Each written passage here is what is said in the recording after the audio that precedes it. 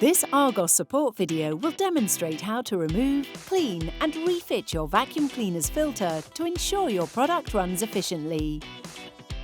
Not cleaning the filter frequently is often the cause of problems with your machine. Firstly, ensure the product is unplugged. Release the dirt container. Then detach the filters.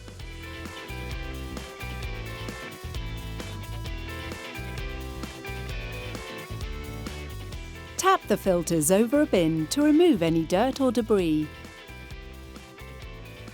Wash the filters under running water, remove any excess, and leave to dry for at least 24 hours.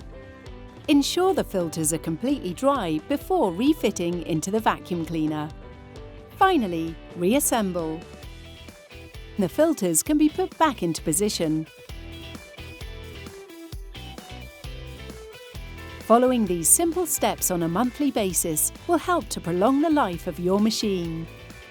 For further assistance, please contact argos-support.co.uk.